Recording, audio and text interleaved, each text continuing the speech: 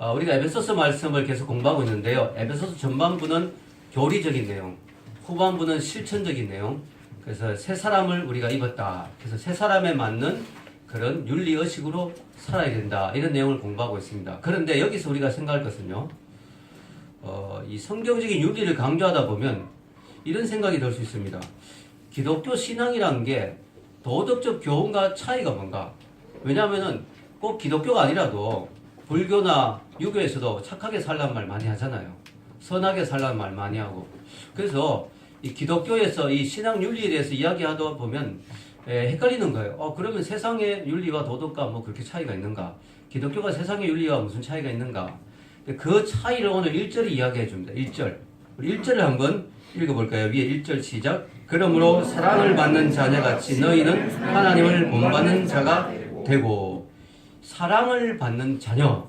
이게 바로 핵심입니다. 여기서 기독교의 윤리가 시작합니다. 즉 기독교의 윤리는 세상 윤리처럼 우리가 착해야 되지 않겠는가? 덕을 많이 쌓아야 되지 않겠느냐? 여기서 시작하는 게 아니고 우리가 하나님의 사랑을 받는 자녀이기 때문에 하나님의 자녀이기 때문에 하나님의 자녀답게 살아야 된다는 것. 그것이 바로 기독교 윤리의 출발입니다. 여러분, 우리가 하나님의 자녀고 더군다나 사랑을 받는 자녀라면 우리 아버지이신 하나님을 닮아야 되겠죠. 자녀를 낳아놓았는데 자녀가 부모를 전혀 안 닮는다. 이게 문제가 되는 거죠. 외모뿐만 아니라 이 부모가 생각하는 사고방식, 가치 이런 게 있잖아요. 자녀가 그걸 전혀 안 닮고 자기 마음대로 산다. 그럼 참 어려운 거죠.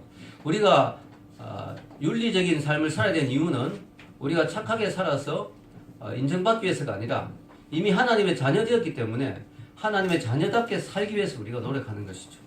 여러분 우리가 아는 그 10계명도 보면요. 이렇게 나왔죠. 10계명 처음이 계명 1계명부터 시작 안 합니다. 이 말을 하고 1계명을 줍니다. 하나님이. 우리 읽어봅시다. 주보에 나는 너를 애굽 땅 종되었던 집에서 인도하여 낸 내 하나님 여호와니라. 너는 나 외에는 다른 신들을 내게 두지 말라.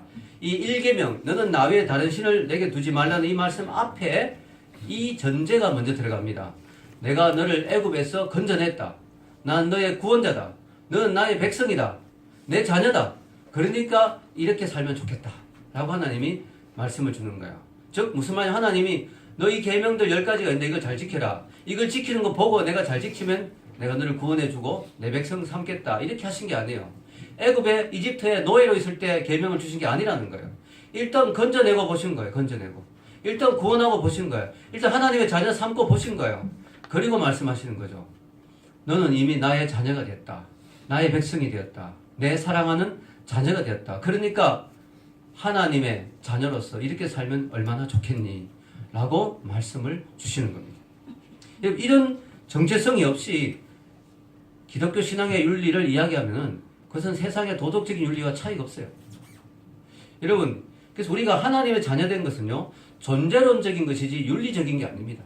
즉, 윤리적으로 이렇게 착하게 살았기 때문에 그 결과 우리가 하나님께 인정받아서 하나님의 자녀가 되었다. 이게 아니라는 거예요. 우리는 이미 하나님의 자녀가 되었기에 우리가 이렇게 살기 위해서 노력한다는 거죠. 제가 전에도 이야기했지만 이것은 아기를 놓고 키우는 것과 비슷하죠. 아기가 태어났어요. 근데 수호가 태어났는데 수호 엄마 아빠가 수호에게 앞으로 내가 지켜보고 너가 좀 우리 집안에 양씨 집안에 자녀답게 살면 호적에 넣어주겠다. 이렇게 안 합니다. 일단 낳자마자 그냥 호적에 넣고 봅니다. 호적에 넣고 봅니다. 그리고 이렇게 살아라고 요구하는 건 저거다. 그것은 그래야 내 자식이 된다가 아니고 너가 나의 사랑하는 자녀니까 우리 양씨 가문의 자녀라면 이 수준으로 살았으면 참 좋겠다라는 부모의 바람은 있어요. 분명히. 그러나 그것이 양씨 가문의 자녀가 되는 조건은 아니에요. 우리 하나님의 자녀가 되는 조건은 아닙니다. 이렇게 오늘도 윤리적인 실천적인 이야기가 많이 나오죠. 이렇게 살아라, 착하게 살아라. 근데 그것이 하나님의 자녀가 되어야 되는 조건은 아니에요. 존재론적인 거예요. 우리는 이미 하나님의 자녀가 됐어요. 그래서 우리는 이렇게 살기 위해서 노력하는 것이죠. 아멘입니까? 얼마나 감사합니까? 이미 자녀 삼아놓고 그리고 그렇게 요구하신다는 것이 얼마나 감사합니까? 오늘 성경에는 우리에게 뭘 요구하나? 하나님을 본받는 자가 되라. 하나님을 본받는 자가 되라. 여러분 참 놀라운 것은요. 성경 전체에서 하나님을 본받는 자가 되란 말은 여기밖에 안 나옵니다. 놀랍죠? 왜냐하면 우리가 인간이 하나님을 본받는 것은 불가능하기 때문에. 어떻게 우리가 하나님을 본받을 수가 있겠어요? 위대한 위인도 본받기도 어려운데 어떻게 우리가 하나님을 본받을 수가 있겠어요? 그래서 자주 나오는 말이 아니에요. 그럼 하나님을 본받으라는 말 대신에 뭐가 자주 나옵니까? 예수님을 닮아라. 예수님의 형상을 닮아라. 왜냐면 예수님도 하나님이면 그래도 인간으로 오셨으니까.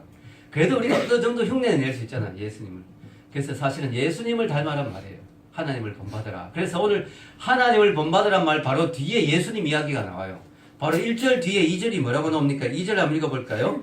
그리스도께서 너희를 사랑하신 것 같이 너희도 사랑 가운데서 행하라. 그는 우리를 위하여 자신을 버리사 향기로운 제물과 희생 제물로 하나님께 드리셨느니라. 그래서 하나님을 본받는 자가 되라고 바로 뒤에 뭐가 나오냐면 예수님이 나오는 거예요.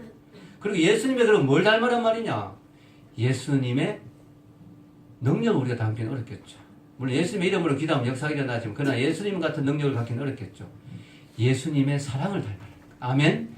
어떤 사랑이냐면 희생적인 사랑, 이타적인 사랑. 어느 정도 사랑이냐? 우리를 위하여 자신을 버리는. 여러분, 예수님이 우리를 위해서 뭘 어느 정도까지 사랑했어요? 자기 생명까지 버렸어요. 그 사랑을 본받으라는 거예요. 그 사랑을 본받는 것이 바로 하나님을 본받는 거라는 거죠. 여러분, 사랑하다 보면요, 이 모든 윤리적인 일들 다 하게 됩니다. 여러분, 십계명 다 외울 필요도 없어요. 이웃을 사랑하면 이웃에 대한 나쁜 짓을 안 하게 되죠. 뭐 이웃을 사랑하는 사람이 이웃에게 도둑질 하겠습니까? 이웃을 간음하겠습니까? 이웃에게 거짓 전도하겠습니까? 이거 뭐 사랑하면 다 해결되는 거예요. 하나님 사랑하면요, 하나님을 뭐 우상 숭배하겠습니까? 하나님 이름을 망령되이 부르겠습니까? 다 하게 되는 거예요. 여러분, 이 사랑 안에 다 있어요. 예수님을 본받는데 예수님의 이 사랑, 하나님에 대한 극진한 사랑, 또 우리를 위한 희생하는 그 이타적인 사랑 본받으라는 거예요. 이게 그리스도인이 마땅히 하나님의 자녀라면 살아야 될 윤리라는 거죠. 아멘입니까? 여러분, 우리는 오해하는 게 있어요. 뭐냐면 인간은 이기적인 동물이다 이런 말 많이 들어봤죠. 자기만을 위하는, 그 인간은 그렇게 태어났어. 어쩔 수 없어. 근데 여러분, 제가 깨달은 사실이 있어요. 인간은 원래 이기적인 동물이 아니고 이타적인 동물이에요. 왜냐하면은, 여러분 가만 생각해 보세요. 우리 인간은 하나님의 형상대로 지원받았다 그랬죠. 근데 하나님은 이기적인 분이에요? 이타적인 분이에요? 이타적인 분이에요. 서로, 어떻게 알 수 있냐면 하나님이 삼일체로 존재하시죠. 근데 삼일체들이 보면 막 싸워요? 안 싸웁니다. 삼일체신 하나님 서로 얼마나 섬기는지 몰라요. 예수님은요, 성자이시 예수님 하나님께 모든 영광을 돌려드립니다.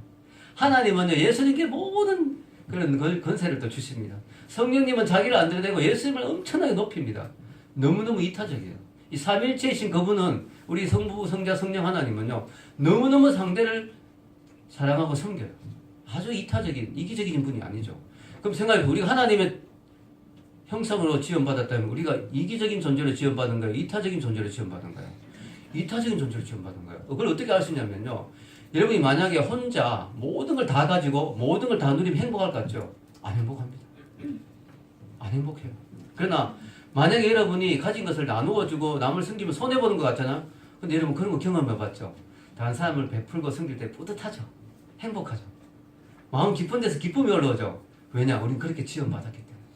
우린 그렇게 지원받았기 때문에 우리만 걸 챙기고 우리 것만 챙기고 우리 것만 누리면 행복할 것 같아서 불행해집니다. 그런데 우리가 남을 섬기고 사랑하고 베풀면 손해보는 것 같아도 더 큰 보답이 있어요. 행복이 있어요. 아멘입니까? 그럼 제가 한비아 씨 아시죠? 한비아. 국제구호 이렇게 하고 뭐 여러 가지 많은 사역 하시는 분인데 그분이 쓴 책 중에 지도 밖으로 행군하라 라는 책이 있어요. 그 책을 보면 참 감동적인 그 내용이 하나 나오는데요. 한비아가 그때 이제 아프리카 이런 지역에서 엄청나게 헌신하고 수고하는데 거기서 의사를 만났는데 이 의사는 실력이 너무너무 좋은 의사예요.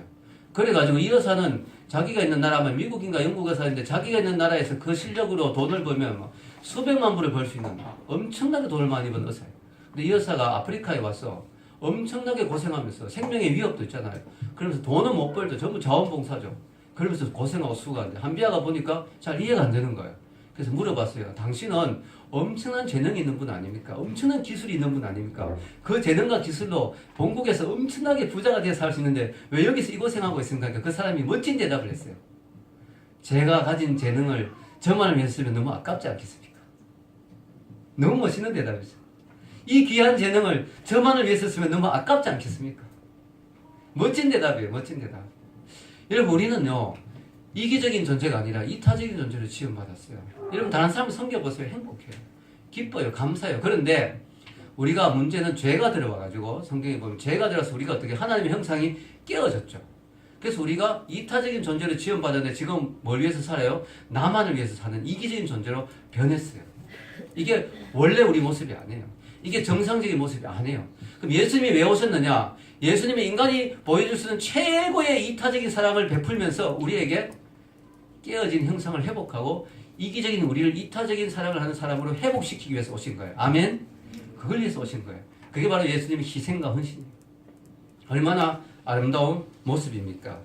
여러분 오늘 2절에 이렇게 말하죠. 예수님이 우리를 위하여 자신을 버리사 향기로운 제물과 희생제물로 하나님께 드리셨느니라.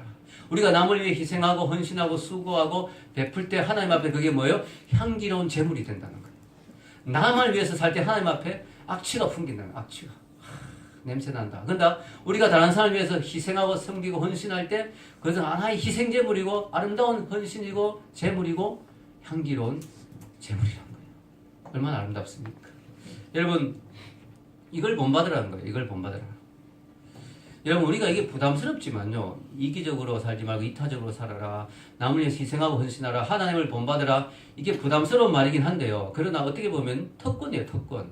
인간으로 태어나서 인간이 어떻게 하나님을 닮을 수 있겠어요. 근데 하나님을 닮기 위해서 노력한다는 것 자체가 특권이죠. 너무나 축복이죠. 그렇게 우리가 살 수 있다는 것 자체가. 완벽하지 못해도 그것을 인생의 목표로 삼고 산다는 것 자체가 특권이죠. 축복이죠. 아멘입니까? 여러분 부담으로 생각하지 마시고 축복으로 생각하시고 특권으로 생각하시기 바랍니다. 어떻게 죄 많은 인간인 주제에 우리가 어떻게 하나님을 닮는 자리에 가게 됐는가? 이야 이거는 정말 감사한 일이다. 여러분 우리가 하나님을 닮기 위해서는요. 하지 말아야 될 게 있고 해야 될 게 있어요. 하지 말아야 될 게 뭐냐? 해야 될 게 뭐냐? 우리 같이 한번 살펴봅시다. 먼저 하지 말아야 될 게 뭐냐? 이게 3절에 나옵니다. 우리가 하나님을 닮고 싶으면 이걸 하지 말아야 돼요. 3절 읽겠습니다. 음행과 온갖 더러운 것과 탐욕은 너희 중에서 그 이름조차도 부르지 말라. 이는 성도에게 마땅한 바니라. 아멘.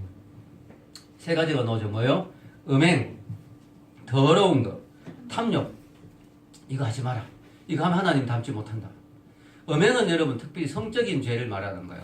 특히 이 에베소 교인들, 이 에베소서가 에베소 교인들에게 써진 에베소의 특징이 아데미 여신이 있는데 이 아데미 여신 자체가 완전히 이 성적으로 타락하게 만드는 그런 여신이에요. 사랑의 여신 그리면서. 그래서 이 에베소에는 이 매춘굴과 막 가늠한 그런 게 엄청나게 많았어요. 이 성전 자체도 아데미 신전 자체도 그런 매음으로 만든 돈으로 세워졌다고 할 정도로 그런 곳이. 그런 곳에 에베소 교인들이 지금 살고 있어요. 그러니까 그런 영향을 받기 쉽겠죠. 그러니까 성적인 죄를 짓지 마라. 네. 불법적인 성적인 죄를 짓지 마라. 그리고 온갖 더러운 것. 여러 가지 더러운 죄가 많겠지만 음행과 연결하면 특히 성적으로 온갖 그런 짓을 하지 마라. 그리고 탐욕. 탐욕은 자신이 가지고 있는 것 이상으로 소유하려고 하는 것. 남의 것을 탐내는 것. 그런 짓을 하지 마라. 이름조차 부르지 마라. 왜냐 우리는 하나님의 자녀니까. 아멘. 우리는 성도니까. 그리고요. 행동으로 이런 짓을 하지 말 뿐만 아니라 말로도 하지 마라. 여러분 4절에 보면 읽겠습니다. 4절. 누추함과 어리석은 말이나 희롱의 말이 마땅치 아니하니 오히려 감사하는 말을 하라. 누추한 말. 이것도 역시 음탕하거나 추잡한 말이죠. 어리석은 말. 공동체를 무너뜨리는 그런 덕이 되지 못하는 말이죠. 어떤 사람이 말을 했는데 덕이 안 되는 말이 있잖아요. 덕이 안 되는 말. 그 다음에 희롱의 말. 희롱의 말은 언뜻 들으면 재치 있는 말 같지만 가만히 들으면 다른 사람을 깎아내리고 당황스럽게 만드는 말. 그런 게 희롱의 말입니다. 이 상스러운 농담들. 우리 믿는 사람들은 농담이라도 좋지 않은 그런 남을 깎아내리거나 남을 성적으로 뭐 비하하거나 이런 말들 하면 안 되죠. 물론 우리가 완벽하게 뭐 실수가 하나도 없지는 어렵겠지만요. 저도 옛날에 예수님을 믿기 전에는 성적인 농담을 많이 하지는 않았지만 친구들을 많이 놀렸어요. 야, 너 중같이 생겼다. 머리만 깎고. 지금도 이름이 기억나요. 제식이 형제 집안인지 모르겠는데 양기석이라고 제 친구가 있었는데 양기 땡땡 그러면서 막 놀리고 땡땡 땡중같이 생겼다고. 우리 고등학교 때 뭐 머리 빡빡 깎잖아요. 근데 한 번은 예수님 믿고 제가 길거리에서 그 기석이를 만났어요. 저는 이제 전도에 열정이 있어요. 야 기석아 너 예수님 믿어야 되니까 너가 나를 중이라고 했는데 내가 어떻게 예수님 믿겠냐. 너무 미안한 거야. 너무 미안하다. 여러분 그래서 우리가요 교회 안에서 뭐 별명을 볼 수 있지만 깎아내리는 별명은 안 됩니다. 높여주는 별명은 괜찮죠. 그래서 여러분 우리가요 이런 말들 하지 마라. 그러면 이걸 안 하려면 어떻게 돼? 나도 모르게 습관이 자꾸 나오는데요. 그 방법이 있어요. 나쁜 습관은 좋은 습관으로 대체해야 된다. 그래서 여기 보면 어떻게 돼요? 그런 말 하지 말고 대신에 뭘 하라고요? 감사하는 말을 하라. 아멘. 감사하는 말을 하라. 우리가 입에서 자꾸 감사가 나오는 거예요. 감사가. 자꾸 감사합니다. 하나님 감사합니다. 이 감사의 말이 자꾸 나오다 보면 감사한 입술로 어떻게 더러운 말이 나오겠습니까? 그래서 우리가 입술로 자꾸 감사를 해야 되는 거예요. 아멘. 감사하는 말. 하나님 주신 은혜 감사합니다. 하나님 제 삶에 이걸 많이 베풀어 주신. 저는 이 교회 들어올 때마다 지금도 너무 감사가 돼요. 어떻게 하나님 이렇게 아름다운 교회를 주십니까? 우리 사장님께도 너무 감사하고. 여러분 들어올 때마다 너무 감사한 거예요. 왜냐하면 교회가 너무 아름다운 거예요. 너무 예쁜 거예요. 저희들은 그 기름동에 있어 봤잖아요. 여기보다 좀 어두운 곳에. 그리고 저는 더 힘든 곳에 있어 봤거든요. 국민대. 매주 우리가 교회 강의실을 빌려야 되는 창문도 없는 곳. 그런 데 있어 봤기 때문에 들어올 때마다 너무 예쁘고 아름다운 거예요. 여러분 우리가 자꾸 감사해야 돼요. 아멘. 당연하다고 생각하면 안 돼요. 자꾸 감사해야 돼요. 여러분 감사는 나에게 초점을 맞추는 게 아니고 하나님께 초점을 맞추는 거죠. 자꾸 하나님을 바라보는 행동이에요. 감사는. 오늘 말씀에 근거해서 생각해 보면 역시 우리 입술을 정화하는 가장 최고의 방법은 입술로 감사하는 것이다. 그래도 나는 안 되겠다. 나는 뭐 감사도 하기 싫고 나는 죄 짓는 게 너무 좋고 나는 죄 짓고 살아야 되겠다. 라고 하는 사람을 위해서 5절에 경고가 나옵니다. 경고. 5절에 뭐라고 이야기합니까? 읽겠습니다. 너희도 정녕 이것을 알거니와 음행하는 자나 더러운 자나 탐하는 자 곧 우상 숭배자는 다 그리스도와 하나님의 나라에서 기업을 얻지 못하리니. 이렇게 경고를 줍니다. 그래도 끝까지 음행하겠다. 끝까지 더럽게 살겠다. 끝까지 탐욕 가운데 살겠다. 그런 사람은 안타깝게도 하나님 나라에서 기업을 받지 못한다. 천국에 못 들어갈 수도 있다. 이런 경고를 주는 것입니다. 여러분 그렇습니다. 우리가 실수로 한번 음행할 수는 있겠죠. 다윗도 뭐 음행했다가 회개했습니다. 뭐 회개할 수는 있는데요. 실수를 한두 번 할 수는 있는데 어떻게 실수하다 뭐 나쁜 말을 할 수도 있고 한데 이것이 상습적이고 이것이 전혀 죄책감을 안 느끼고 이것이 날마다의 삶으로 일상화되어 있다면 그런 사람은 그리스도인이라 말할 수가 없겠죠. 그런 사람 하나님의 나라를 유업으로 받을 수가 없겠죠. 여러분 그래서 이 6절에서 7절도 계속해서 경고하고 있죠. 읽겠습니다. 누구든지 헛된 말로 너희를 속이지 못하게 하라. 이로 말미암아 하나님의 진노가 불순종의 아들들에게 임하나니 그러므로 그들과 함께 하는 자가 되지 말라. 이게 우리 자신이 뭐 이런 죄를 지을 수도 있지만 분위기가 중요해요. 분위기가. 이렇게 안 살고 싶어도 자꾸 친구들이 자꾸 이런 친구고 이런 쪽으로 자꾸 가면은 나도 모르게 이렇게 되는 거야. 그래서 그 주위 사람들의 말에 속지 마라. 왜냐하면 우리 세상에 나가면 세상의 가치관들이 막 물밀듯이 밀려오잖아요. 뭘 그렇게 살아? 인생을 뭘 그렇게 살아? 즐기면서 사는 거지. 야, 그러니까 죄 아니야. 다 그렇게 사는 거야. 뭐 이런 것들이 막 많이 밀려오는 거예요. 가치관이. 그래서 헛된 말로 너희를 속이려고 한다. 속지 마라. 거기 속지 마라. 자꾸 속으면 안 된다. 거기 넘어가면 안 된다. 그렇게 되면 하나님의 진노가 불순종의 아들들 가운데 임하는데 같이 당할 수가 있다. 너희들이 죄 짓는 사람들과 같이 계속 섞여서 죄 짓고 그런 가시관으로 살다 보면 이 불순종의 아들들, 죄 짓는 사람들에게 하나님의 심판이 임할 때 같이 망할 수 있다. 같이 망할 수 있다. 그러므로 그들과 함께하는 자가 되지 말라. 그러니까 여러분 친구가 정말 중요해요. 친구가. 내가 자꾸 만나는 사람이 어떤 사람인가 하는 게 중요해요. 물론 전도하기 위해서 만난다 그럴 수도 있어요. 그런데요. 여러분이 정말 믿음이 확실치 않으면 당분간은 좀 덜 만나는 게 좋습니다. 왜냐하면 내 믿음이 정말 확실하지 하면 뭐 전도하기 위해서 만날 수 있겠지만 보통은 웬만하면 넘어가기 쉬워요. 스펄전 목사님이 그렇게 비유하더라고요. 책상 위에서 사람이 서서 밑에 사람하고 서로 당기게 했는데 책상 위에 있는 사람이 밑에 사람을 잡아당겨서 책상 위를 끌어올리기가 쉬우냐 아니면 책상 위에 있는 사람이 끌려서 떨어지기가 쉬우냐.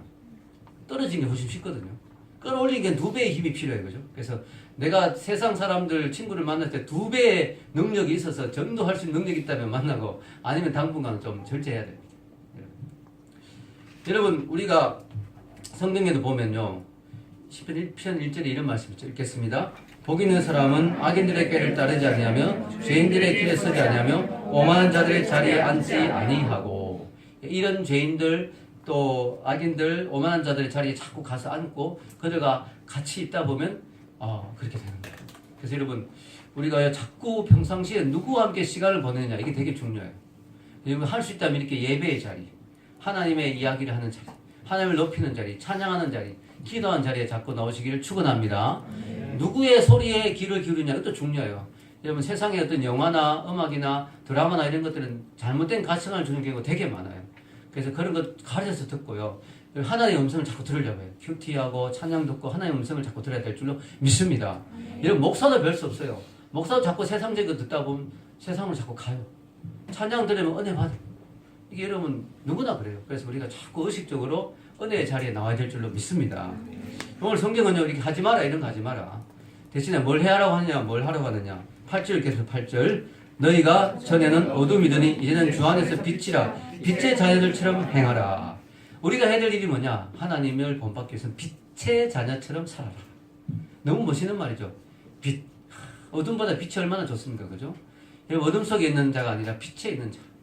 그래서 죄 짓는 자리에 가면 되게 어둡습니다, 보통. 컴컴해요. 예. 여러분, 밝은 데가 좋죠. 이 환한 자리. 이 빛으로 자꾸 나와야 돼요, 빛으로. 여러분, 이 에베소 교인들은 이방인이에요, 이방인. 오늘 성경에는 바울 사도가 그들에게 빛의 자녀라고 할 뿐만 아니라 너희는 주 안에서 뭐라? 빛이라. 이방인들인데요. 너희들은 이미 빛이 됐다, 빛이 됐다. 너무 감사하죠. 여러분, 왜냐? 우리 예수님을 믿으면 우리는 주님의 빛을 받기 때문에 우리 자신이 빛의 자녀가 되는 거예요. 우리가 아예 빛이 되는 그런 세상에 빛이 되는 역할을 합니다. 너희가 세상의 빛과 소금이라 했잖아요, 예수님이. 여러분, 그래서 여러분 너무 감사하죠. 빛. 저는 우리 교회 이름이 별빛교회, 별처럼 빛나는 교회 너무 좋은 것 같아요. 왜냐면 우리가 빛이라 했으니까. 그래서 우리 그 대학연합교 이름을 바꿨잖아요. 빛의 자녀들의 교회. 여기서 딴 것 같아요, 보니까. 빛의 자녀들이라 너희들. 우리가 빛이라. 얼마나 감사합니까? 우리가 원래 본질은 뭐였어요? 우리가 빛의 자녀들이었어요. 본질은 빛의 자녀들이었습니까? 아니죠. 우리 원래 본질은 뭐라고 성경에 되어 있습니까? 에베소서에 본질상 진노의 자녀였어요. 우리는 빛의 자녀는커녕 어둠의 자녀고요. 진노의 대상이었어요. 하나님의 진노의 자녀였어요. 그런데 이제는 빛의 자녀로 바뀌었어요. 얼마나 감사합니까? 빛의 자녀들의 열매는 뭘까요? 빛의 자녀는 어떻게 살아야 될까요? 어떤 열매를 맺어야 될까요? 9절 읽겠습니다. 시작. 빛의 열매는 모든 착함과 의로움과 진실함에 있느니라. 아멘. 이게 바로 빛의 열매라는 거예요. 여러분이 빛의 자녀라면 이런 열매가 나타나야 돼요. 여러분의 삶에서 이런 음행, 더러운 거, 악한 거 이런 것이 나오면 안 되고 여러분의 삶에서 빛의 자녀라면 뭐예요? 의로움과 진실함과 이런 착함이 나와야 돼요. 여러분 예수님 믿는 사람은 좀 착해야 돼요. 저 사람 예수 믿는데 독하더라. 그러면 안 돼요. 착해야 돼요. 저 사람 참 착하다. 여러분 제가 한동대 교수지만 한동대 학생이 저를 보기에 우리 교수님 참 착한 것 같아. 물론 만만하게 보면 안 되겠지만 착한 것 같아. 제가 한동대에서 강의하면서 들었던 제일 칭찬의 말은 이거였어요. 가장 한동대스러운 교수님이다. 너무 기분이 좋더라고요. 한동대가 기독교 학교잖아요. 한동대스러운 교수님이다. 너무너무 칭찬이죠. 여러분 착해야 돼요. 착해야 돼요. 아멘? 착해야 돼요. 갑질하고 이러면 안 됩니다. 갑질하고. 여러분 그래서 여러분 착하고요. 또 뭐예요? 또 뭐예요? 어려워야 돼요. 어려워. 예수 믿는 사람이 불의하고 이러면 안 되잖아요. 어려워야 되고요. 또 뭐예요? 진실해야 되죠. 우리 하나님이 거짓이 없고 진실하신 분이에요. 예수 믿는 사람은 진실해야 되죠. 이게 우리가 빛의 자녀들의 열매예요. 열매. 이게 바로 성령의 열매하고 비슷하고요. 하나님의 속성하고 비슷하죠. 예수님의 모습과 비슷하고요. 자녀는요. 좋든 싫든 아버지 DNA를 받게 돼 있어요. 속일 수가 없어요. 수호도 제식이 형제 너무 닮았죠. 속일 수가 없습니다. 그래서 여러분 우리가요 하나님의 자녀라면 속일 수가 없어요. 빛이 나와야 돼요. 빛의 열매들이 나타나야 돼요. 근데 우리가 하나님의 자녀라는데 계속 어둠의 열매만 나타난다. 이거 하나님의 자녀 맞는가 하면 다시 확인이 필요합니다. 확인이 필요해요. 여러분 오늘 성경에 이런 말씀이 있습니다. 10절이죠. 10절 아주 중요한 말. 저는 여기 별표하십시오. 별표. 오늘 말씀의 핵심일 수도 있습니다. 자 읽겠습니다. 시작. 주를 기쁘시게 할 것이 무엇인가 시험하여 보라. 우리가 하나님의 자녀라면요. 내가 뭘 하면 하나님이 기뻐하실까? 이걸 고민하면서 살아야 돼요. 여러분이 자녀를 키울 때도 마찬가지죠. 여러분 어릴 때 아이들의 특징이 뭐예요? 완전히 자기만 위해서 살죠. 어린 아이들은 뭐예요? 특징이 엄마 배고파 밥 줘. 뭐 엄마 뭐 기저귀 갈아줘. 모든 게 자기를 위해서 섬기기를 원하죠. 엄마는 온종일 종로로 해야 돼요. 아기에게. 맞죠? 왜냐하면 어릴 때니까. 근데 아기가 큰다는 게 뭔가 신체가 커진다는 것만이 아니죠. 커진다는 게 뭐냐면 철이 든다는 거죠. 어떻게 하면 엄마를 기쁘게 할 수 있을까? 맞아. 엄마가 잠깐 나갈 동안 내가 설거지 해놓아야지. 엄마가 기쁘시게. 어떻게 하면 아빠를 기쁘게 할까? 아빠 구두 막 닦아놔야지. 여러분 이게요, 아이가 크면 철이 든다는 게 그거예요. 그전까지는 정말 자기만을 위해서 살았는데, 아기가, 그죠? 어느 순간부터 부모님을 생각하기 시작하는 거예요. 우리 아이들도 막 그런 거 생각하더라고요. 아빠, 비행기값 우리가 마련할게. 뭐 이러고, 그죠? 막 아르바이트하고, 그죠? 우리 리디아도 막 거기서 어떻게든 한 푼이라도 더 벌려고 아빠 막, 돈 아껴야 된다면서. 그래가지고 실험하는 데 갔대요. 뭐 학교에서, 텁스 대학교에서 뭐 아르바이트생 모집한. 갔더니 뭐 돈을 이제 한 시간에 좀 보수가 괜찮더래요. 그러니까 갔더니 무슨 이상한 막 안경을 쓰고 막 3D 막 지도를 보는데 막 눈이 빙빙 막 돌아요. 막 죽는 줄 알았대요. 어지러워 하루 종일. 그 다음에 이제 또 갔는데 뭐 심리 테스트를 해가지고 갔대요. 갔더니 이 카페인을 마시고 뭘 설문지를 하는데 이걸 테스트하는데 마셨는데 너무 카페인이 많이 들어가가지고 막 심장이 뛰고 나중에 인터넷에서 조사해보니까 인간이 하루에 마실 수 있는 최고치의 카페인을 마셨다는 거예요. 그래서 제가 이야기해서 절대로 앞으로는 그런 거 하지 마라. 아빠가 용돈 보내줄 테니까 절대로 그런 실험 대상이 되지 마라. 그런데 기특하잖아요. 그죠? 기특하죠. 이게 아이가 컸다는 게 이런 거예요. 여러분, 아이가 30살, 40살 됐는데 여전히 부모 마음을 몰라주고 자기만을 산다면 그거는 너무 슬픈 거죠. 여러분, 아이가 컸다는 건 뭐냐면은 부모 마음을 어떻게 하면 기쁘게 할까? 그 생각을 하는 게 바로 철이 든 거예요. 신앙도 마찬가지예요. 여러분, 신앙에 처음에는 어떻게 돼요? 교회 처음에 나오면 자기만을 위해서 살아요. 내가 교회 나온 이유, 복 받기 위해서, 형통하기 위해서, 성공하기 위해서, 천국 가기 위해서. 이게 막 신앙생활 이유예요. 여러분, 신앙의 철이 들면 어떻게 될까요?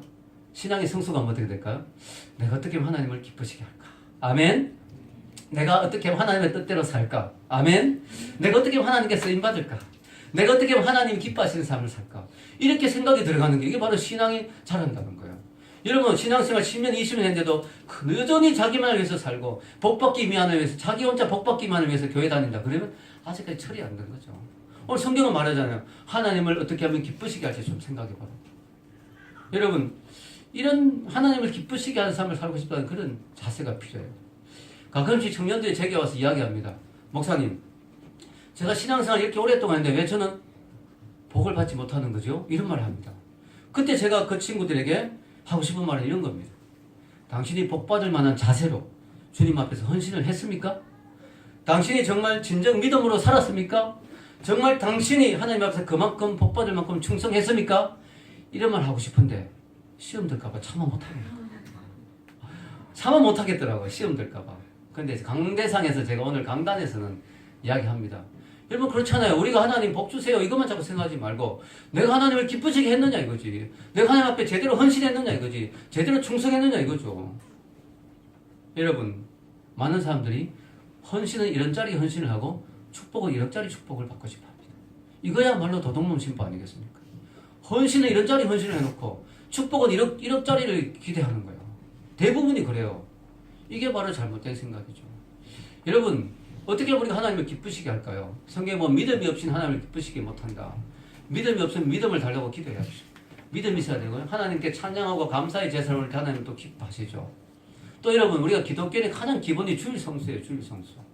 그리고 11조. 이거 완전 기본 중에 기본이에요. 최소한의 기본도 안 하면서 우리는 복 받기를 기대해요. 그 복을 받기 어려운 거죠.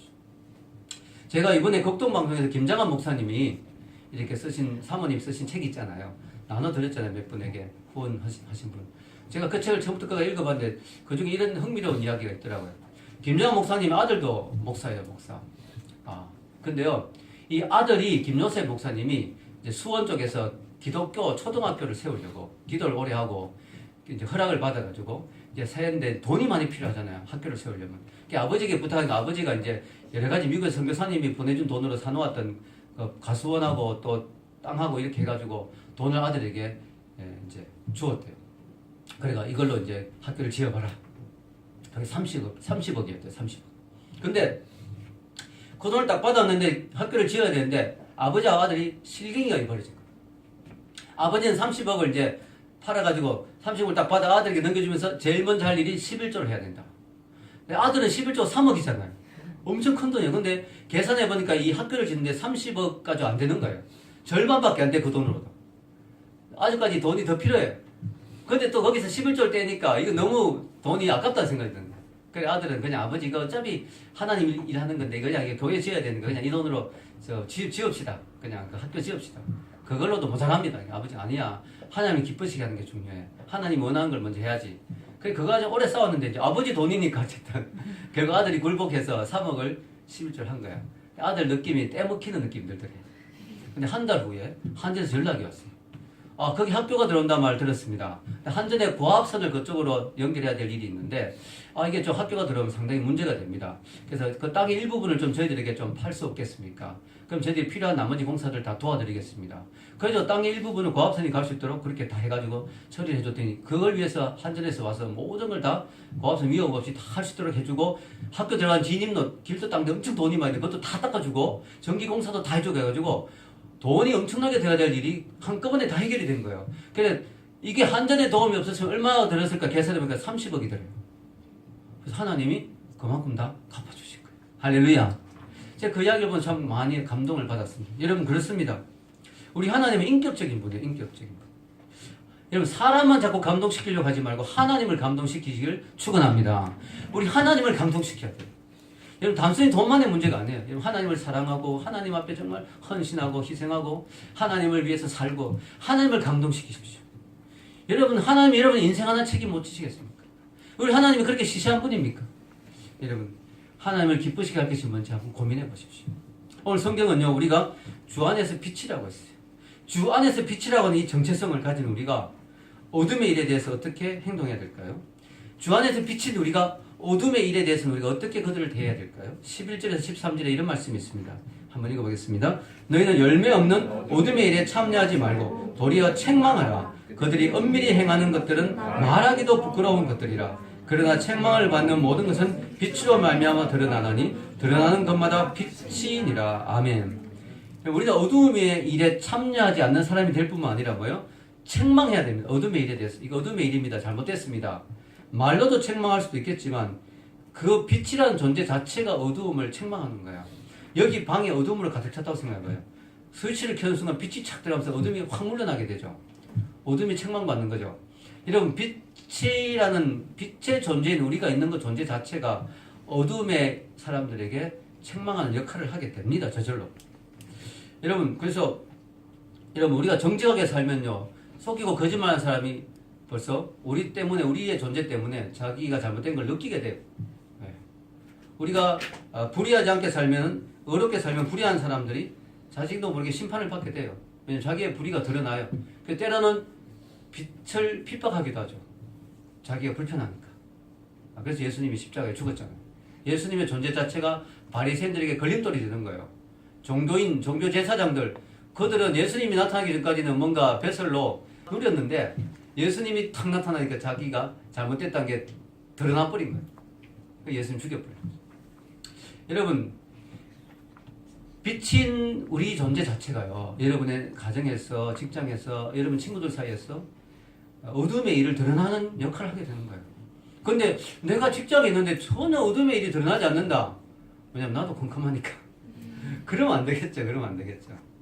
여러분 우리가 어둠의 일을 책망할 뿐만 아니라 뭐예요? 놀라운 일이 일어납니다. 드러나는 것마다 빛이라. 이게 무슨 뜻인지 아세요? 이게 뭐냐면요. 여러분이 빛이기 때문에 어둠의 일을 드러내잖아요. 그럼 어둠의 사람들이 막 어둠이 드러나잖아요. 근데 그게 여러분 때문에 영향을 받아서 빛으로 바뀌는 거예요. 할렐루야. 놀라운 거죠. 놀라운 거죠. 그게 바로 전도되는 거죠. 전도되는 거. 죄 짓던 사람이 예수님 믿게 되고 변화되고 빛으로. 그래서 어둠의 사람들도 빛으로 바뀔 수 있어요. 여러분 빛을 통해서. 아멘. 빛이신 여러분을 통해서 어둠의 사람들이 빛으로 바뀔 수 있어요. 이게 얼마나 놀라운 겁니까? 이게 바로 빛의 자녀들의 사명입니다. 어두운 가운데 있던 세상 사람들에게 빛을 비춰줘서 그들이 진리를 깨닫고 생명의 빛으로 나오게 하는 그것이 우리가 해야 될 일이에요. 그래서 여러분들 이 예수님을 믿고 빛의 자녀로 거듭난 우리는 인생의 목표를요 성공하고 돈 많이 벌고 행복한 삶을 사는 걸 인생의 목표로 삼으면 안 됩니다. 오늘 성경에 따르면 우리가 인생의 목표를 뭐로 삼아야 되냐면 선하고 어려우며 진실된 삶을 살아서 주위에 있는 어둠의 사람들을 빛으로 바꾸는데 우리 인생의 목표를 삼아야 돼요. 아멘? 그게 인생의 목표가 돼요. 그게 여러분 빛의 자녀들의 소명이 돼야 돼요. 그래서 여러분 그걸 추구해야 됩니다. 돈 많이 벌고 성공하고 출세하고 막 부자 되는 거 그것이 인생의 목표로 삼으면 안 되고요. 거룩하게 살고 빛으로 살고 어렵게 살고 진실되게 살고 그래서 나를 통해서 그 사람들이 변화되는 거 그것을 인생의 목표로 삼아야 돼요. 아멘. 그럼 하나님이 먼저 그의 나라와 그의 의를 구하면 나머지는 다 채워주실 줄로 믿습니다. 결론을 내리겠습니다.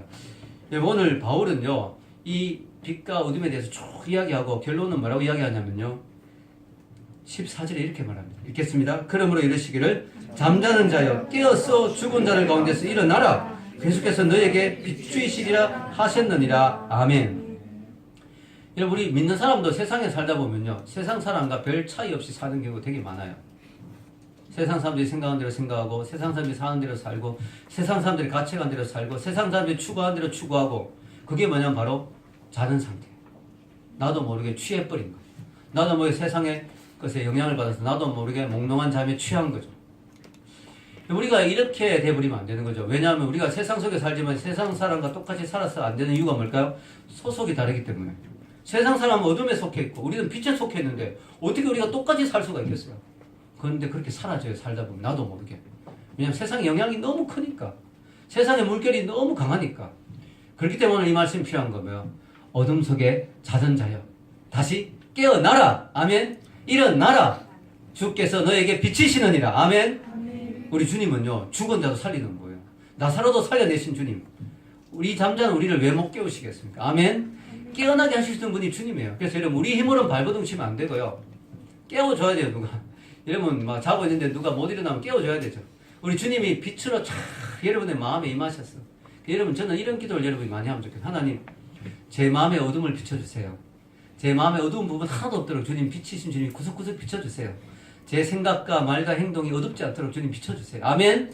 제가 자고 있다면 깨워주세요, 주님. 주님의 빛으로 제 마음을 가득 채워주세요. 저의 가정을, 저의 학교를, 저의 직장을 주님 빛으로 채워주세요. 아멘. 그런 기도를 해야 될 줄 믿습니다. 오늘 말씀은 분명히 우리가 깨어 일어날 수 있다고 이야기해요. 그게 안 된다면 이런 말씀 안 주셨겠죠. 여러분이 아무리 캄캄 어둠 속에 있더라도, 아무리 심각한 영적 잠을 자고 있더라도 우리 주님이 다시 오신다면, 여러분의 마음에 빛을 비춰주시다면 여러분은 반드시 깨어날 수 있는 줄 믿습니다. 일어날 수 있는 줄 믿습니다. 그 말씀을 믿고요, 오늘 이 말씀 앞에 다시 반응하시면서 여러분이 주님의 빛 앞에 깨어나는 여러분이 되시길 주의 이름으로 축원합니다. 아멘. 네, 기도하겠습니다.